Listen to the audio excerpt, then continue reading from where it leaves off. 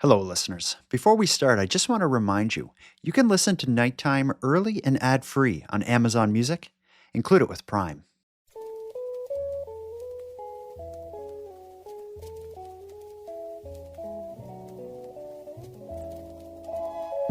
You are listening to Keep Canada Weird. Handsome Aaron Airport. Episode 177 of Keep Canada Weird is upon us, and I'm so excited to get back to it. Last week was the first week we had off from a numbered weekly weird news roundup in a long time, and things didn't feel right over here. Yes, we did a mailbag. It was great to connect, but it just didn't feel the same. I agree. There was a very large hole in my heart, a void in my soul that needed to be filled by some KCW action, but it was nice to do the mailbag. I really enjoy doing the mailbags, and it's something that I hope to do more of in the future because listening to voicemails is my favorite part of the show.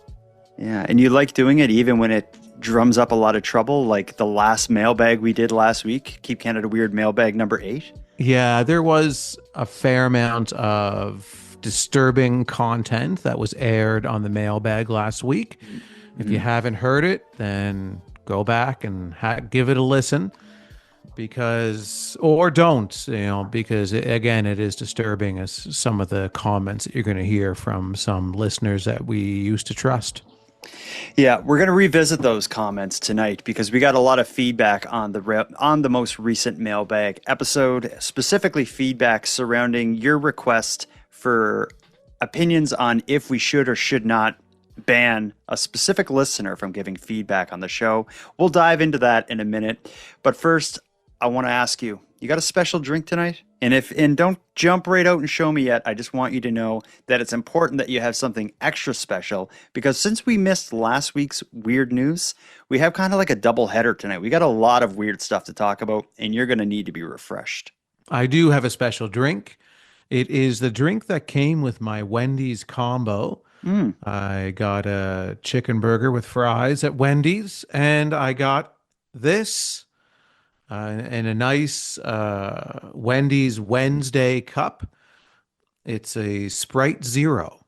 Oh, when you say Wendy's Wednesday, I thought it like we're recording this on Wednesday. I'm like, they have special drinks on Wednesdays? But you mean like a tie-in with the Netflix show starring Jenna Ortega. That's right. And on the back of the cup, it actually says, "Best served cold, like revenge." I like it. I as well have a special drink tonight, but I'm double fisting. On occasion, I'll do this. I have a hot tea, but I also have a really special pop that I'll probably use for the second half of the show. Have you ever seen one of these? It's an A&W ice cream sundae. That's a big combination. That's a lot of flavor packed into one can. I'm actually going to open it probably halfway through the show when I need like my second wind. Because like I said, we got a lot to get into tonight. There's been a whole lot of weird news playing out over the last week, but I know you like to open up the show with voicemails. You want to get into some weird stuff? I really do. That sounded sarcastic. Let me ask again. Do you want to get into some listener feedback? I really do. We mentioned there at the top of the show, there was some disturbing content in the mailbag episode number 8, specifically directed towards you from a listener named Norm. We all know how you take criticism, but what Norm said was a step above that. And I have a special message for Aaron. Even though you're handsome, you seem to be unduly interested in disallowing the renaming of segments to better names. So here's my message to you. Stop being a clown and a goof. Thank you. Which led to you calling for opinions on if Norm should or should not be banned from contributing voicemails to this show for, I believe you floated the idea of a 6-month ban. Is that what you thought was fair? That was a number. I think that's a light sentence. I think depending on the feedback that we get from the other dependable, loyal, and respectful listeners that we have on the show, we could push that to a year. We could push it to 2. Okay. Again, I'm very open-minded about what the punishment ends up being. I think it definitely needs to be a ban, and it definitely needs to have a public apology from Norm. Okay, well, I'll tell you, you reached out to listeners for opinions and they are delivering. I have actually two little segments of feedback. The first thing I'm going to do is play a collage of voicemails. It's actually three listeners that are supportive of the band. The news girl is back. I don't know if you remember her, but she told me she had something specifically for Aaron to hear. Extra, extra, read all about it. Everything Norm says sucks. Okay, that's everything she had to say. This is Ray, your correspondent in Oregon, and I am just calling in response to hashtag ban Norm. I actually totally agree with Aaron. Norm's ideas are generally terrible, but Canadian clownery was definitely the dumbest idea. And I do think that he should be banned for sure. But 6 months does seem a little bit too harsh, so I was thinking maybe 2 months might be better. But he also did cut Aaron deeply. Dear Norm, I'm deeply disappointed as a fellow American to witness your embarrassing display against our beloved co-host, the incredibly handsome Aaron. So that is just a little taste of the Keep Canada Weird listeners who came out in support of you. Anything you want to say about any of those pieces of feedback? I really like that the third listener was another calling from inside the bathroom voicemail. Yeah, I always enjoy those. That was a big, long, hollow bathroom, though. Maybe that was a mall manager in a mall bathroom. Well, yeah, I am going to imagine them as a mall manager in a mall bathroom. And I think that makes everything feel like a nice warm blanket for me. Because this is a troubling time. Norm was a consistent listener that I loved hearing from, and it was very tough to have him turn on me like that. Mm-hmm. I can't even put it into words. Okay. Well, Norm may have been awful to you last week, but not everyone agrees with the idea of banning him. We have a listener named Jeremy who, I don't know if he's coming out in support of Norm, but he's certainly coming out in defense of Norm. Good afternoon, gentlemen. Jeremy here. In Mailbag Volume 8, you want to ban Norm, Handsome Aaron Airport. You want to ban Norm, or you want a consensus of banning Norm because he hurt your feelings? Yeah. Is that right, bud? You got some big feelings happening there? I don't want to be rude, but that's not what we would do. That's what the U.S. government is doing. We don't want to censor things like that. We want to give people the chance to maybe defend themselves, defend their argument, or maybe apologize, which Norm might do. So don't ban him. Hear him out, and then, pull that trigger if you need to. Oh, wait, sorry. Don't pull triggers. We don't do that here either. Mm-hmm. But Aaron, I do wonder. You become very contrarian lately. Aaron, get off my lawn airport? I don't know. I think Jeremy's the essence of his feedback is let's just wait and see what Norm does. Jeremy seems quite cautious about censorship rearing its ugly head in the show. It seems like he's suggesting maybe this could become a political thing. And we should maybe just let cooler heads prevail, at least for now, and see how Norm responds. Yeah, that's an interesting way to approach it. I do have big feelings, and my big feelings were hurt very deeply by someone who I called a friend. So hashtag ban Norm is still something that I am going to continue to push. And also, hashtag ban Jeremy sounds like a really good, has a really good ring to it. So whatever Norm's punishment ends up being, Jeremy will be getting the exact same. So if Norm is banned Oh my God. for 6 to 12 months from leaving voicemails, Jeremy as well will be also banned 6 to 12 months. And I'd love to get the listeners to chime in on Jeremy's punishment and if he deserves it or not. But I think he does, and I think at the end we'll have both of these people banned, and they'll learn a lesson. And then when they come crawling back with a voicemail in 12 months or so, they'll be tail between their legs and they'll apologize profusely.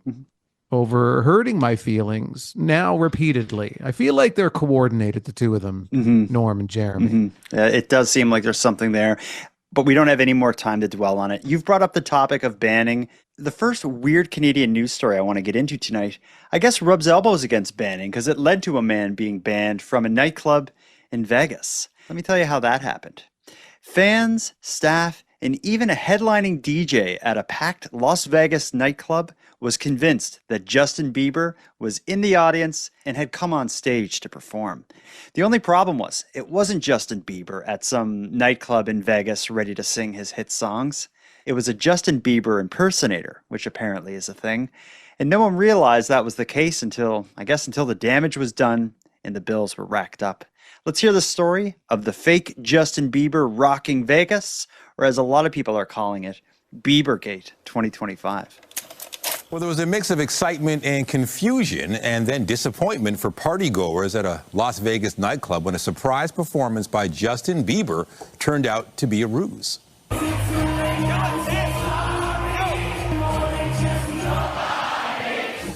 American DJ Griffin was performing inside the Wynn Hotel when he was told Bieber wanted to perform.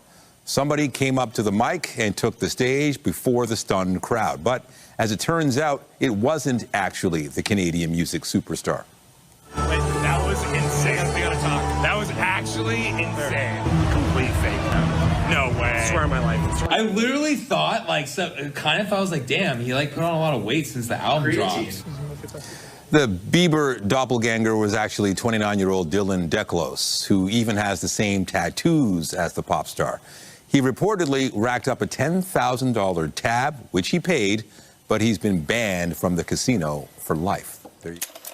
First surprise of this story is that there is a market for Justin Bieber impersonators, to the point that this guy who only vaguely looks like Justin Bieber was willing to get all the same tattoos as him. Yeah, it's a real commitment to something that is not going to be something he can do for very long. I guess maybe he's around the same age. How old is Justin Bieber? I don't know, younger, maybe like early 30s, I guess. And this guy looked to be about the same age as Justin Bieber. It's just he only looked like similar to Justin Bieber. He was like a thin guy with like similar facial hair.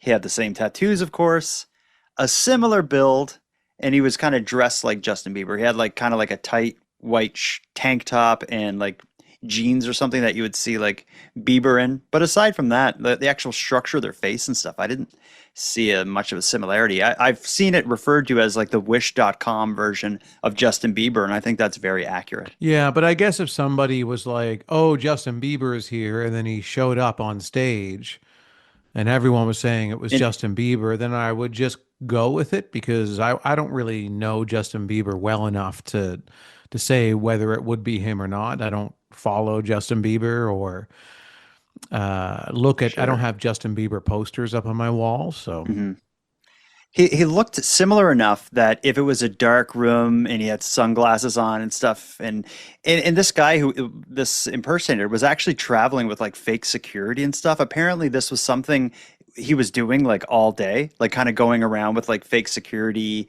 being escorted around as if he was Bieber. And this was, I guess, the highlight of the night. He went to this nightclub, got up on stage, the whole thing happened. When we think of the commitment to the tattoos, I don't think it's like a financial thing. I think there's something going on that this guy, I think this guy like really has like a I want to be Justin Bieber thing. Like I think he was getting more out of it than pulling a prank. I haven't seen him, just as an example, like I haven't seen him like live streaming as if this whole thing was this joke and his audience was like, following along. It seems like this was just something this guy did. Well, there are people who make a living as impersonators. I mean, the most famous would be Elvis impersonators. So yeah, but they don't rack up $10,000 tabs and get banned from a nightclub and stuff. Although that would get this guy, like, I'm just thinking, what's his motivation financially or professionally? The only thing I can think of in this case is a lot of free publicity, although it's bad publicity. Yeah, but any publicity is good publicity. And if someone is looking for a Justin Bieber impersonator for whatever reason, they know where to find them. There's now at least one, and his name is in articles all over the place, because this was a high profile story. Yeah, it's also a pretty cool thing to do, really. As It would have been a lot of fun. yeah, you be going into this club and or whatever it is, and drinking all this free booze and hanging out and getting the royal treatment, VIP, this and that. Like, yeah, no, absolutely, I support it. And there were people getting photos with him and stuff. I just wonder if he's going to get in trouble. Like, yeah, getting banned is one thing, but a $10,000 tab, it's a significant amount of money. But if he pitches it as this is performance art, this is it can fall under the category of in terms of like impersonating somebody. This was just part of his show. But the $10,000 tab, that's not, you don't think that's going to be an issue? Well, they had offered it to him. Yeah, that's a good point. Like, it was given it to him. Yeah, yeah. yeah, if they give $10,000 worth of stuff to everyone who says they're Justin Bieber, then yeah, maybe they're owed $10,000 here. I think they're out $10,000, and there's parody laws in place too, where you can parody something and be allowed to do it. So and not get in any legal hot water for that. So he can argue that this is again performance art. This is all a piece that he works on, and I think he'll be fine. Is it a good piece though? Like, do you think would you be entertained watching, I don't know, like behind the scenes videos of him, going places as Justin Bieber? Like, could this be a thing? Yeah, I would. I hope he releases something like that. Yeah, that would be cool. I maybe would watch it. I don't know. What I'm really into lately is like body cam footage on YouTube. Maybe this would be like a light escape from people getting arrested on body cam. Yeah, body cam footage is a really popular one on TikTok and different apps. So you're not the only one heavily addicted. I'm mostly into people falling down right now. That's what I've been watching a lot of. Yeah. Yeah, that's always a good time. Yeah.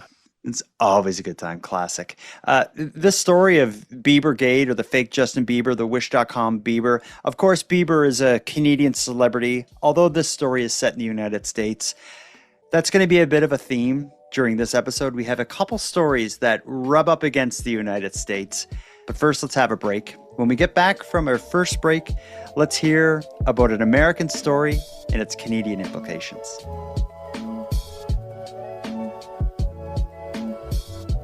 Handsome Aaron Airport, a lot happened during that break. We already have an update on the prior story concerning the fake, or the Wish.com Justin Bieber.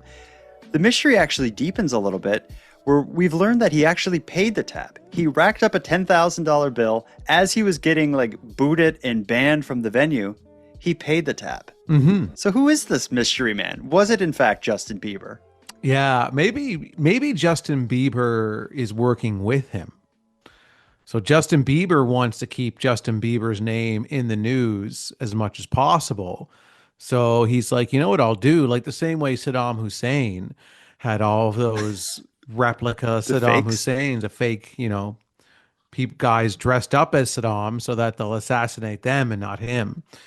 And so maybe Bieber just kind of keeps this guy funded, sends him out, keep my name in the news. The more people who are out there kind of seeing you impersonate me, then that elevates my spotlight. That could be it, but it also could be like Justin Bieber is kind of famous for not wanting to interact with paparazzi and stuff.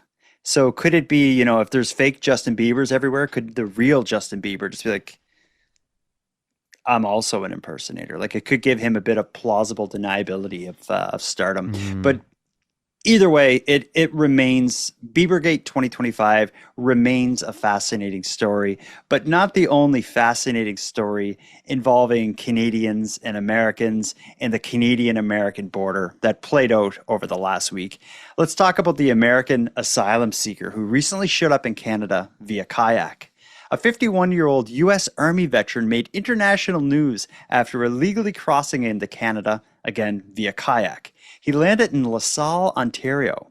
But it's more than just an illegal border crossing. Here's the story of the American asylum seeker.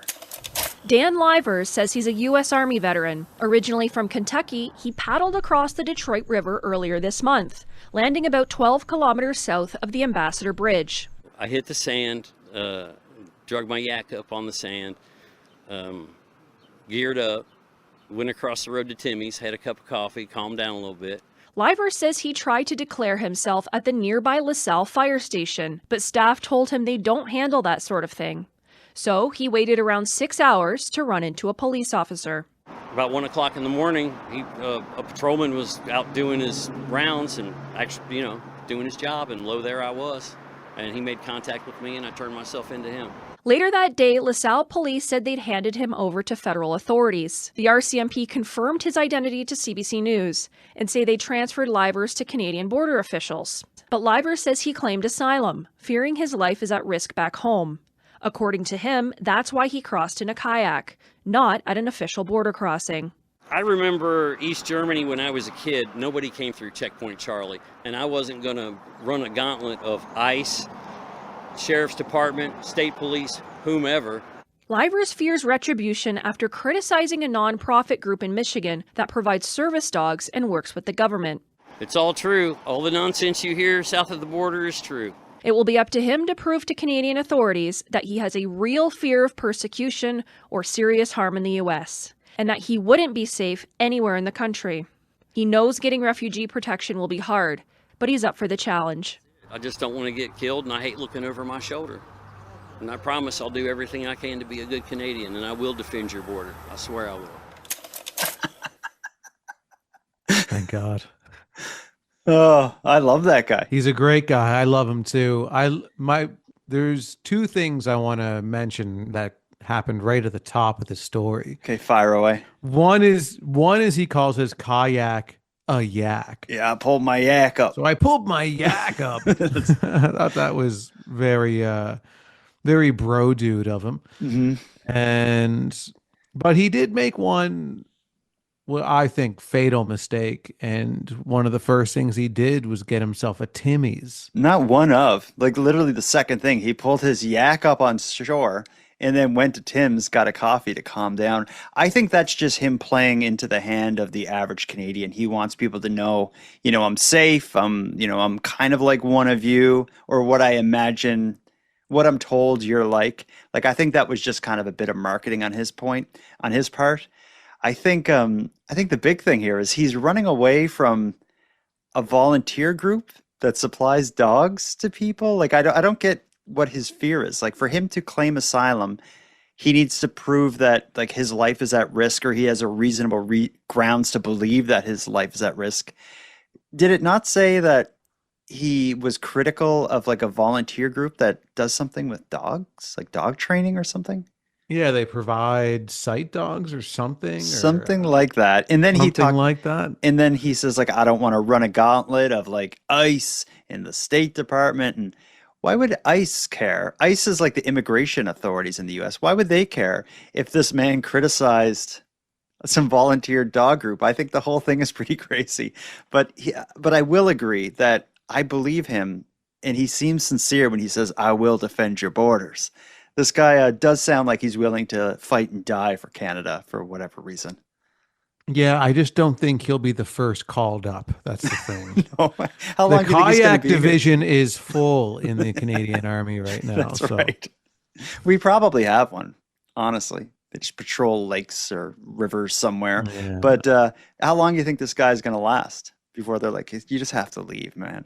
Well, they say that they're due to the backlog of Americans or whoever seeking asylum in Canada, that it could take up to 10 years for them to decide on his case. Man, they shouldn't be advertising that. But yeah, that's right. I forgot I read about that. It's like you can apply and be denied, but that process like can take years.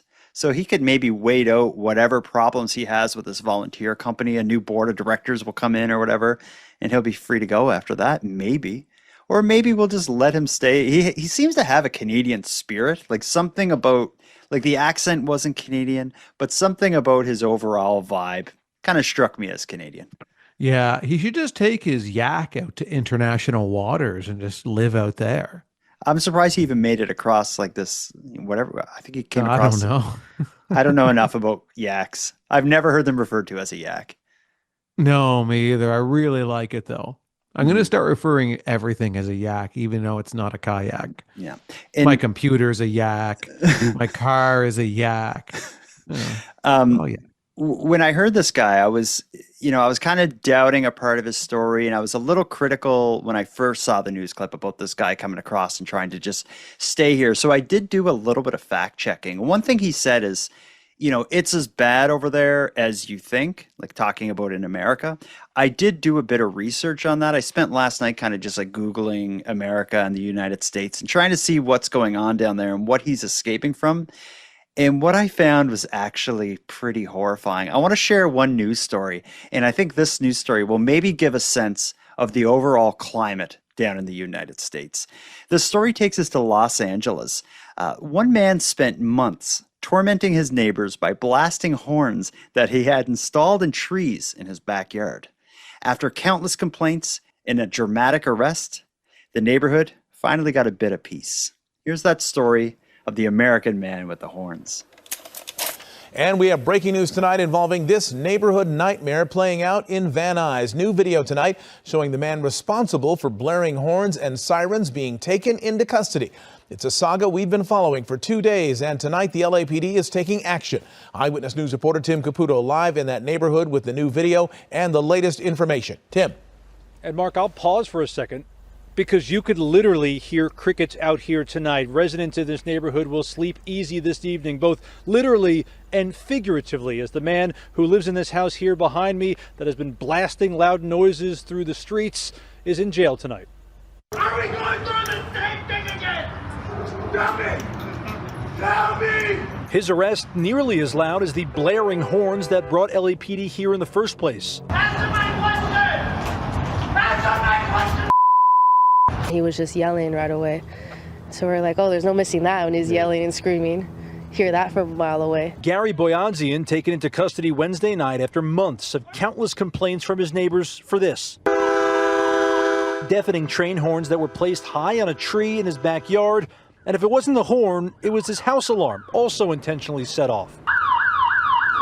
LAPD says they've responded to his home on Peach Avenue in Van Nuys more than 5 times, and this morning gave him an administrative citation. But it clearly turned criminal. Boyadzian left for several hours, and when he returned, police were nearby, watching and listening. He came out and thought everything was over, so he went out and watered his lawn, and a couple of the plainclothes vehicles just pulled up real quick and snatched him on the lawn. And he was yelling and screaming and resisting arrest, and he was screaming in the car. You could hear the car as it went down the street, could hear him screaming. Boyandzian was taken away, but the horns haven't been taken down yet.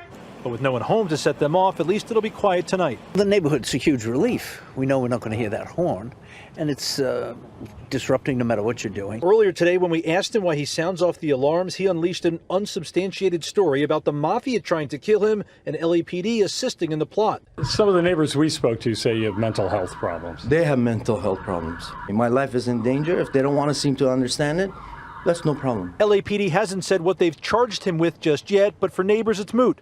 Because for the moment, silence never sounded so good. Finally. Yeah, so now we can relax and just live our lives the best way we can. Wow. I don't even know what to say about that one, other than if that's the kind of situation this man hopped in a kayak and crossed the water for, maybe I can't blame him. But at the same time, the story of this man seems to have some kind of parallels with the man in the kayak, where he seems to be raging against something that may or may not be reasonable to rage against. The dots that I'm trying to connect here is, what does loud horns and sirens have to do about keeping away the mafia? I think that's probably one of the questions that cops probably asked him when they first showed up. I think, but not only is it the mafia, but the LAPD, the Los Angeles Police, are involved in it in his mind. The horns, if anything, would attract the police. And if they're involved in the mafia, then it just seems like he's his own worst enemy. And the only people he's hurting really are his community members and himself by drawing the police. Are you surprised that they took him down with kind of like a SWAT operation? It was like unmarked cars that pulled up and grabbed the guy. I was kind of surprised by that. You'd think, blasting horns all night wouldn't involve these kind of like unmarked cars and such. Well, maybe these police officers are mafia guys dressed up as police officers. It could be a little where there's smoke, there's fire sort of thing.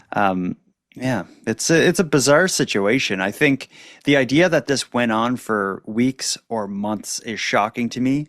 I don't know what I would do, but if it was someone like a couple houses away from me just blasting train horns that they installed in their trees and setting off their home alarm, there must be bylaws or something in most communities that would deal with that.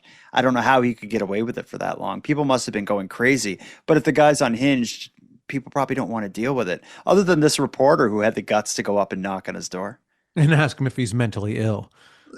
Seriously, I don't think that would happen in Canada, would it? No, a reporter would never like insinuate or ask that question No. at all here. I think a reporter would have enough sense to not go up like and try to get a statement from this guy. Yeah, there was a lot of mistakes this reporter made probably that day where, his news station manager is probably like, maybe it's time to retire. Yeah, it's something else, man. But we don't cover America often. Every so often, an American story slips in. And when it does, it's always worth our time. That story is something about the absurdity of it. Made me feel good, but I also feel really bad for this guy because whatever demons he's battling, I have a feeling the air horn and siren isn't going to help him. No. But he probably has some very specific plan that we just don't know about. And I really wish that we could have access to that information. Yeah, would you want to like sit down and talk to this guy? Just an email. I'll take an email from him. Yeah, I would be very curious to read that. But anyway, we got to get back to weird Canadian news stories. Let's take a break. When we get back, we have the latest viral video trend. And this one is gaining steam in Canada. It's ridiculous and nonsensical, and it involves the RCMP. Let's get into it after a short break. Handsome Aaron Airport. I love a good TikTok trend. I love nonsense, and I love how it catches on and other people get involved. Yeah, I like some nonsense if I'm from a distance. From a distance. Okay, you don't take part. You do a TikTok channel where you do walks through beautiful places with music. It's a little bit serene. You're not following any like dangerous trends during these walks. No, I'm not doing anything dangerous. I'm just going for a nice, fun, relaxing walk. Anybody who would like to join me on that walk can follow me on TikTok at Aaron Airport, AARON, and come for a walk with me. Well, I think you'll get a lot more followers if you do something like this. A TikTok trend has people across Canada staging fake police chases with RCMP officers. Some see it as harmless fun, while others worry it's pushing things a little bit too far. Here's the story of the viral trend that involves convincing an RCMP officer to chase you while your friend films it and posts it on TikTok. So stupid. Here it comes. You get hot, then you must get cool. Bad boys, bad boys. It's a TikTok trend challenging police officers to a foot pursuit. Bad boys. The video's taking off in Canada. This one was filmed in Broadview, Saskatchewan. That's Taylor Lutz being chased. I was actually kind of nervous because I was wearing flats and a dress skirt, so I was like, I don't have a lot of motion. My RCMP guy did actually tap my shoulder, so I lost, but it was still super fun. I love it. I think we're building a good relationship with the RCMP community. Our elder, his grandson, and our wonderful cop. The trend is seeing praise online, comments applauding officers for being good sports, but not everyone is on board. I know people are having fun, but you really got to take a step back and think about what are the possible consequences. Sociology professor Christopher Schneider, who has written about policing and social media, worries someone could get hurt. Go. Why would we take the risk here if the police are playing games with members of the community and chasing them around? It seems like a sort of a bad idea. The RCMP declined an interview about the trend. And just for people who haven't seen the clip or don't know much about this isn't like you do something and get the cops to actually chase you. It's like the cop is in on it. Like you like, I want to make a video. You run after me and I'll run away and my friend will video it. Yeah, and then they just tap you and then you're out, almost like a little game of tag. But is that not like the dumbest thing ever? I think it's pretty adorable, actually. You do? I like that the RCMP officers enjoy it. They're involved in it. They're consenting to it. It's people like this bearded buzzkill that comes in the end. Why they interview this guy about it? Who cares what he has to think about it? But for some reason, they're like, the RCMP won't talk to us, so let's find a random. Well, he's a sociology boring- professor or something, but Yeah, but like- maybe they're just taking the story way too seriously. If you're, there's this viral trend of these stupid videos. Let's call a university sociology professor and get their opinions on it. Yeah, like who cares what he thinks about it? And he's like, "Oh, I think this is not a good thing." And no, it's like, no, man. Like they were just desperate for somebody to comment on this, and you're the guy that answered the phone. Yeah, maybe you're right. I guess like when I say it's stupid, I just don't think it's something. I'm surprised this is going viral or is becoming a trend or whatever, because it's not interesting to see like someone running and a cop like smiling, running after them and tagging them on the shoulder. But I guess there's way worse stuff to watch. Maybe I'm too hard on it. I mean, it's not something that I would really watch, but I don't see any issues with it. So, and it depends on how you shoot it. So it depends on whose TikTok account it is, how you're shooting it, the angles that you're approaching it on. I think there's a lot of fun you could have with this. Really? Okay, explore that idea. Tell me about it. Explore the idea? Yeah. What's fun about this? How could it be fun? I don't think it's fun. It would be fun if they were like catching you and you had stolen something ridiculous, Give me that potato. Yeah. Like you don't know when the video starts, you don't know why the RCMP officer is chasing them. And then when he catches them and then arrests them, it's like, yeah, it's a potato or something, or it's something. Yeah. Okay. So and then the joke would be on the viewer. It's almost like getting rickrolled or whatever. Like, yeah, it's you're watching it, like being like, whoa, like there's this crazy chase. Like this is in Saskatchewan. Like the cops after this guy. What's happening? Mm-hmm. And then when he finally gets into the ground, he has like a potato. Yeah, or something like a potato. Like, what the hell did I just watch? Yeah. Okay, maybe I could see that. But the videos that they use in the news clip, it looks so amateur and pedestrian. It's just a cop running and a person running away, and the cop tags them, and everyone just kind of laughs. But sometimes when you watch things on TikTok, it's relaxing. It's not necessarily something that's overly interesting or something that is making some kind of a commentary or whatever. Mm-hmm. It's just the relationship between the RCMP officer and the person. The RCMP officer is taking a break from their work to just participate in this fun little thing where they chase the person and then tag them, and then that's it. I guess it's relaxing to watch that type of content. Yeah. Okay. I still think it's kind of stupid. I'm sorry, but and I'm also surprised that it's gaining traction because the stuff that goes viral is stuff that people can't look away from, and this I very easily can look away from. Yeah, but the relaxing things go viral too. Those trends, yeah, it's true.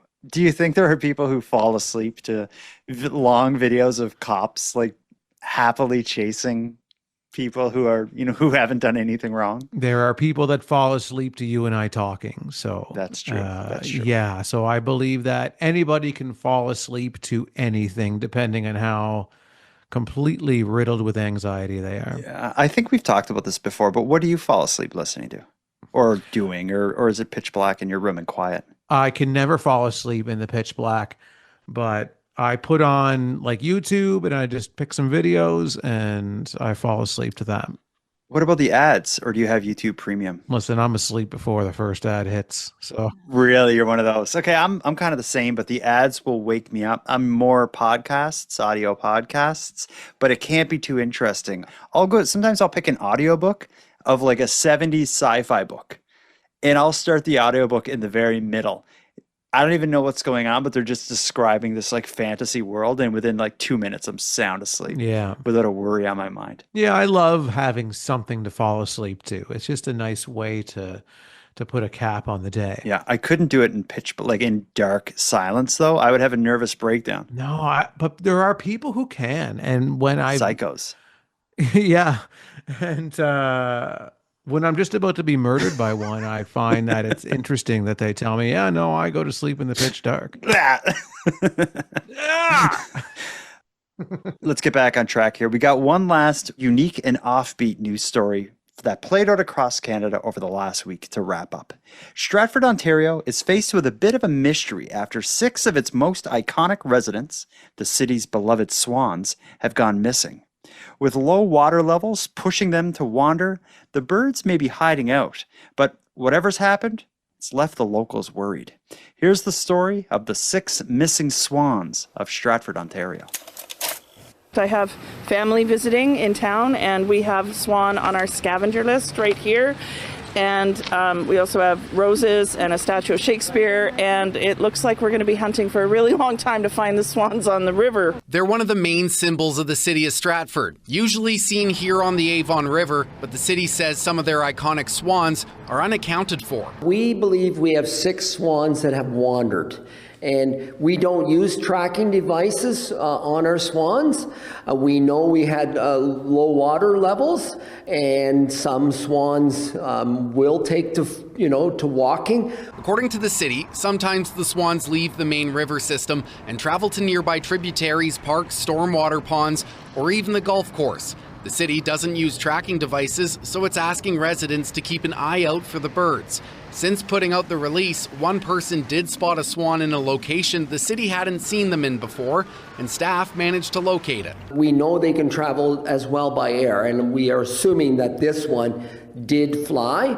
And so, we're concerned. We're hoping no harm has come to them. The mayor says the swans are an important part of the community, not just for residents that live here, but also for visitors. And visitors and residents I spoke to today say it's not the same with the swans missing. They're part of our brand, Stratford, right? Everybody has a swan planter or swans in their kitchen or a picture of swans. So it feels like it's not really Stratford without the swans. We always visit them when we come to Stratford. If they're happy, I'm okay with it. That is horrible. Who would do such a thing? They're so beautiful to be in the park. It's very sad. The mayor says the city does have plans to add 4 more swans to the flock, but using some way to track them might be helpful in the future. Ritzma encourages anyone who spots a swan to contact the city. Let's put out some good vibes for the swans to come back. It's quite the mystery they got there in Stratford. I like how it seems like everyone they talked to had this idea that the swans seem to have wandered away. I hope they're okay. Maybe they're at the golf course. It seems like one person had the belief that, the swans were killed. Who would do such a thing? I didn't get any indication at all that there was foul play involved in this. Yeah, I didn't either. It seems to me that the swans didn't want to be there anymore and they left, and they're just not coming back. And don't take it personally, but you should probably take it personally. Well, you should probably have tracking devices if you're so, worried. And they're these iconic part of the town, and they But I guess why would you track them? I know, like in Halifax we have these swans. There's just a couple of swans that hang out, and everything comes to an end at some point in time. It's part of life. So I think the people here of this good town need to just take some time to reflect on the relationship that they had with the swans, and maybe in a few months to a year or a few years, whatever time it takes to heal, they'll move on to a new animal. Well, they have more swans coming. The mayor said we have another 4 swans coming. So it's too soon for that, though. It's too soon for new swans. They haven't gotten over the old swans yet. That is true. I like the setup for that news story too, because they told the story of the missing swans in the context of this tourist who was doing a scavenger hunt that had swans on it. And she was never going to be able to solve or win the treasure hunt. Is it a treasure hunt? What do you call that? A scavenger hunt. Scavenger hunt. Yeah.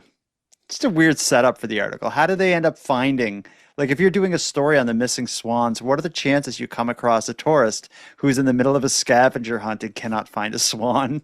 Well, apparently was a all you have to setup. do, if you want to find a swan, just go into the people's homes, because apparently they have posters and pictures and magnets of swans all over their houses. So you can finish your scavenger hunt that way. Yeah, I don't know anything about Stratford. I associate it with Shakespeare. I don't know why. Is there like a Shakespeare stuff happens there? The Stratford Festival. Yeah, that's it. So I associate it with Shakespeare. I feel like this, they're kind of like doing a bit of revisionist history to try to be like, no, we're the swan place and our swans are missing. It seems like maybe they're exaggerating their connection with swans to raise awareness for the missing swans. If you go to a few homes in Stratford, do you think you are going to see swan posters? Apparently. No, I never thought that before this article, but now I do believe you will. The news is never dishonest or wrong. You're right. That's right. Yeah. It's been a weird week with we'd like to go out on either a rant, ice cream story, a tire story, a senior citizen story. But my favorite way to go out is with a listener who's catching up on some old episodes. Listen to this voicemail that just came through. Hey, Jordan and Aaron. I was listening to some episodes, catching up, and an episode came up where it was ag, and I think you guys heard egg. I don't know of any egg town. I think it was agriculture. Again, a little bit behind, but wanted to throw that correction out there in case no one emailed or called in. Yeah, ag for agriculture. And then he moved on to the next episode and realized, oh, wow, I see. Yeah, do you want to explain to new listeners what's going on? Well, there was a story we were covering, and it was in this small town.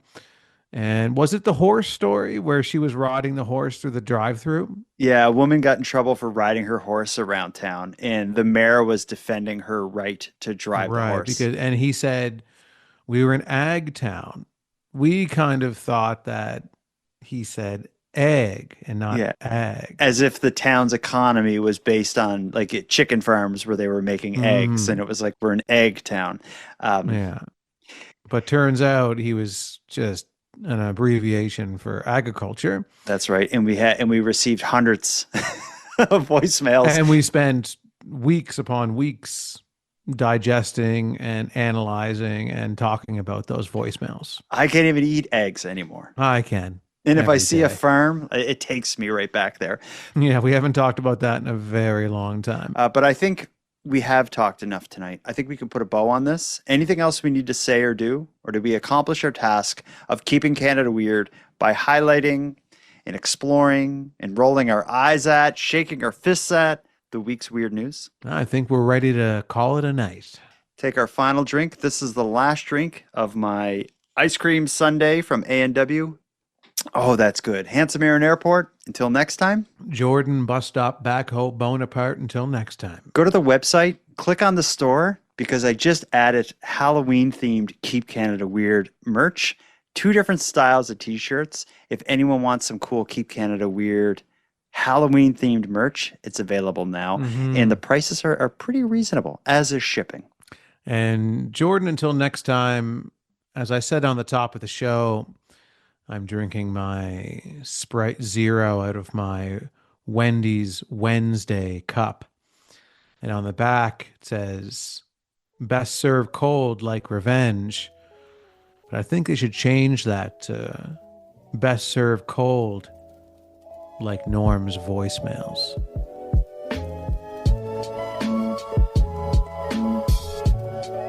I want to thank you for helping Aaron and I fulfill our mission to keep Canada weird. If you got a news story from your area that you'd like to share with us, or have any thoughts or theories or opinions on anything we discussed tonight, we'd love to hear from you. You can contact us by using the voice recorder that can be found at nighttimepodcast.com/contact.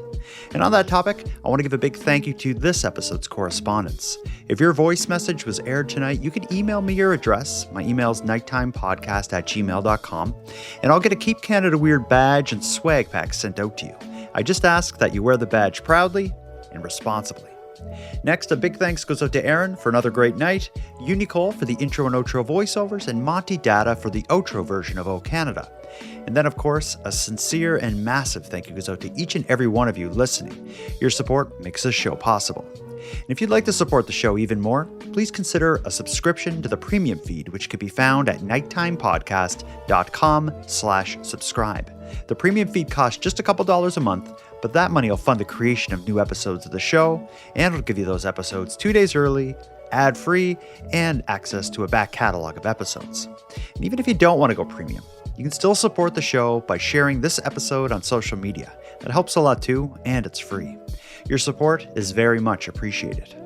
So with all that said, until next time, take care of each other, hug your loved ones tight, and together, let's keep Canada weird. And keep Canada weird. Please keep Canada weird.